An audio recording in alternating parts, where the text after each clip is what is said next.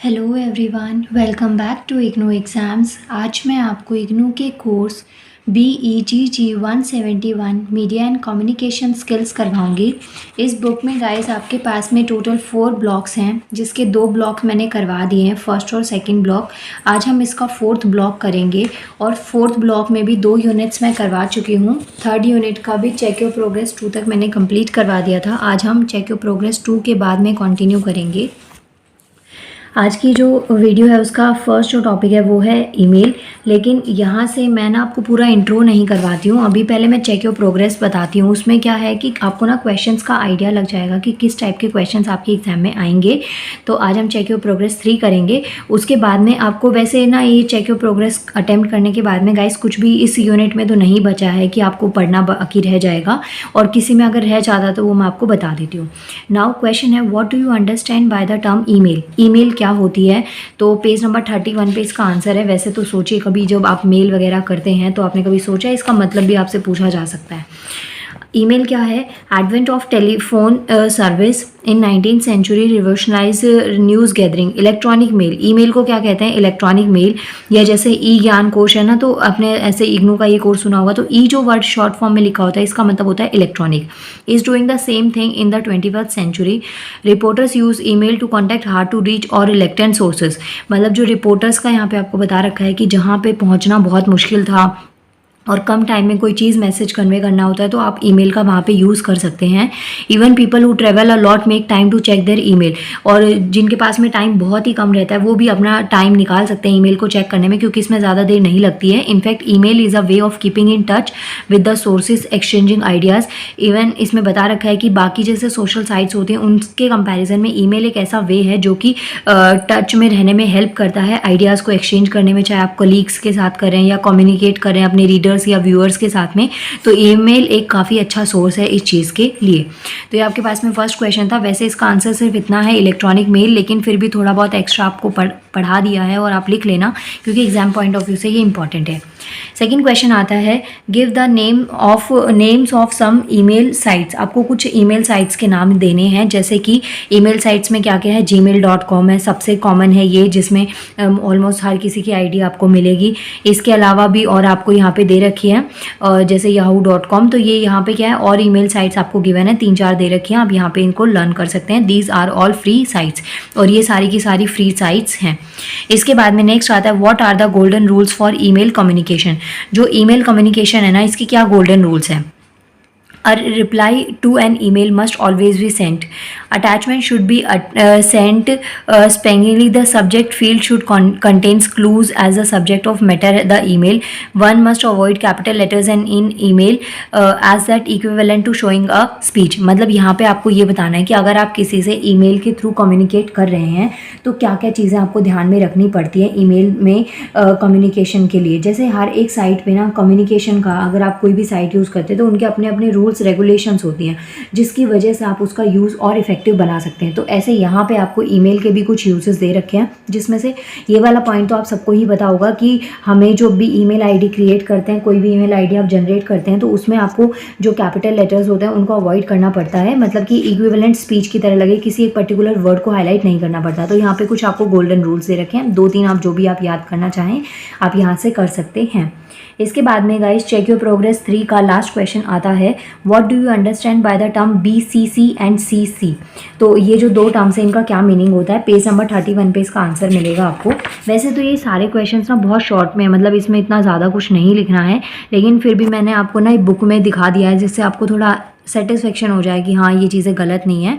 और अगर आपके पास में बुक है तो आप उसमें भी मार्क कर सकें। ऑब्वियसली इस पर आपने बुक पे इतने रुपए लगाए हैं, पैसा फूका है घर वालों का, तो थोड़ा बहुत तो अंडरलाइन वगैरह करना बनता ही है ना, कि वो यूज़ हुई हुई चीज़ दिखे, तो ऐसा हो जाता है। तो देखिए यहाँ पे BCC ये रहा, send a blind carbon copy. तो BCC का मतलब क्या है? Blind carbon copy. B stands for blind, C for carbon and C for copy. Blind carbon copy होता है। CC का मतलब होता है कार्बन कॉपी। तो जो कार्बन कॉपी है of the email to the parties whom whom you want to inform, तो ये उनके लिए होती है जिसका आप कोई चीज़ इन्फॉर्मेशन देना चाहते हैं या बातचीत करना चाहते हैं। इसके बाद में जो BCC है ये क्या है, email to some other parties that you think needs to know about the subject without lending other parties.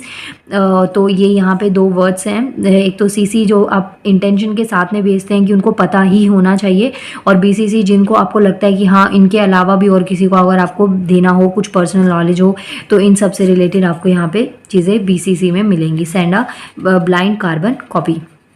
ये हो गए आपके पास में चेक योर प्रोग्रेस 3 में 4 क्वेश्चंस हैं जिनके आंसर्स बहुत शॉर्ट में हैं, इतना ज़्यादा आपको इसमें दिमाग नहीं लगाना है। बाकी इसका एक मैं प्रैक्टिस पेपर लेकर आऊँगी कि इसमें किस तरीके के क्वेश्चंस आपके एग्जाम में पूछे जा सकते हैं।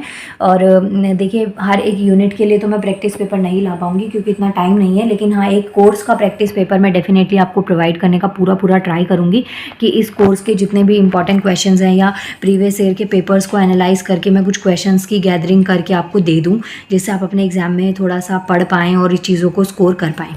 इसके बाद में गाइस चेक योर प्रोग्रेस 4 आती है। इसमें क्या है, explain what do you understand by the term internet address and URL। जो URL होता है या जो इंटरनेट एड्रेस है उस टर्म से आप क्या समझते हैं, इसका आंसर आपको देना है। पेज नंबर 33 पे इसका आंसर आपको मिलेगा। तो ये पेज नंबर 33 मैंने चेक योर प्रोग्रेस का खोला हुआ है। यहाँ पे देखिए, every screen of information on the internet has an address, मतलब कि जो भी आप स्क्रीन पे देखते हैं ना, कोई वीडियो है, कोई भी डेटा सोर्स है, कोई भी कंटेंट है, मटेरियल है, कुछ भी आप देखते हैं ना, तो उसका एक एड्रेस सोर्स होता है। इसको हम URL कहते हैं या फिर यूनिवर्सल रिसोर्स लोकेटर इसे हम कहते हैं। इसका जो डिनोट होता है वो HTTP के होता है, hyper text transfer protocol. HTTP की फुल फॉर्म देखिए, H for hyper, T for text and again T for transfer and P for protocol, hyper text protocol. कभी सोचा था HTTP की भी फुल फॉर्म आपको पता होनी चाहिए। देखिए एग्जाम में कुछ भी आ जाता है। वैसे बुक काफ़ी अच्छी है, इसमें ना आपको बहुत सारी नॉलेज हो जाएगी। इज़ द प्रोटोकॉल और a computer screen use to access information, तो ये एक तरीके का प्रोटोकॉल या कंप्यूटर की स्क्रीन है इन्फॉर्मेशन को एक्सेस करने का।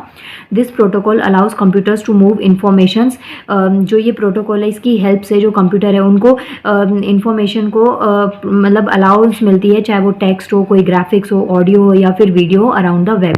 It allows a person to click on the word to find another document residing in another computer. The www is a part of host computer's name, but keep in mind that not every address on the world wide web has its prefix। तो इसमें ये बता रखा है कि ज़रूरी नहीं है कि हर एक जो भी एड्रेस होगा, URL एड्रेस होगा, उसमें आपको www प्रीफिक्स मिले। कईयों में HTTP भी आपको प्रीफिक्स मिलता है। तो ये कंप्यूटर की लैंग्वेज में आपको थोड़ा सा याद करना पड़ेगा क्योंकि इसकी बेसिक लैंग्वेज में तो एक्सप्लेनेशन नहीं है, और अगर वो भी तो मैं तो नहीं दे सकती क्योंकि मैंने ये चीज़ें नहीं पढ़ी हैं, लेकिन फिर भी थोड़ा मैंने ट्राई किया कि आप लोगों को समझ में आ जाए।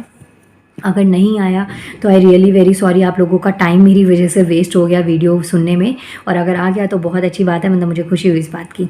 नाउ मिलते हैं सेकंड क्वेश्चन की से। क्या कहता है आपको second question, why is an internet address और URL important for an internet user. जो इंटरनेट एड्रेस है या जो URL है, यूनिवर्सल रिसोर्स लोकेटर, ये किसी इंटरनेट यूज़र के लिए कैसे इंपॉर्टेंट है, तो वो इसलिए क्योंकि reporters user need to find out who has put the information on the web. तो उनको कई बार पता लगाना पड़ता है कि जो इन्फॉर्मेशन है वो कहाँ से आई है, और ये अच्छे सेंस में तो नहीं होता है, जैसे क्या किसी ने कोई नेगेटिव कमेंट किया है, कुछ नेगेटिव गलत चीज़ को स्प्रेड कर दिया है, तो उसके बारे में उसका जो URL एड्रेस है ना वो पता लगाना बहुत ज़रूरी पड़ जाता है।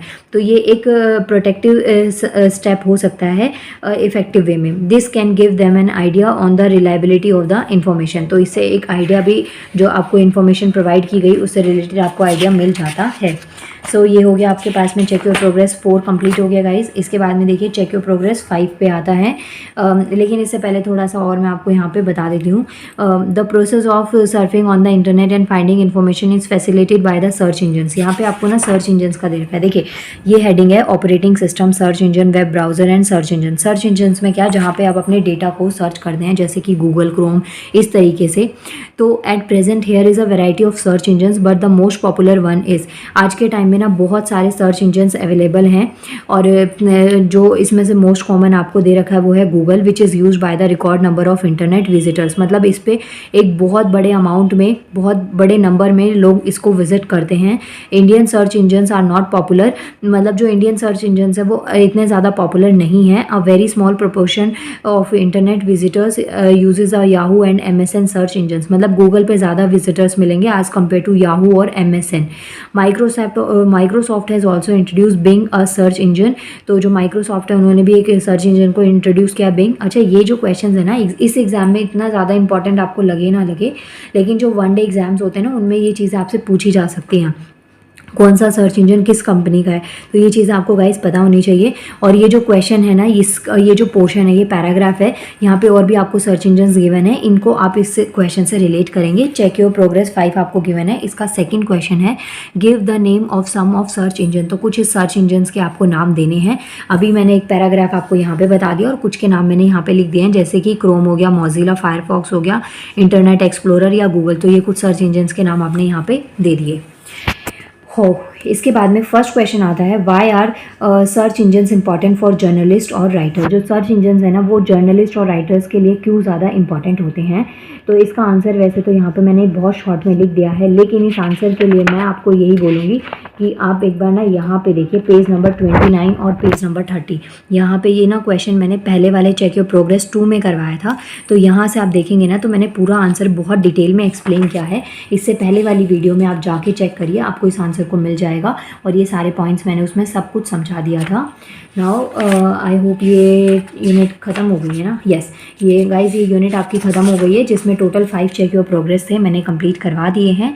अब मिलते हैं नेक्स्ट वीडियो में। इस ब्लॉक का मतलब 4th ब्लॉक का लास्ट यूनिट आपको मैं करवाऊंगी, unit 4। Thank you so much.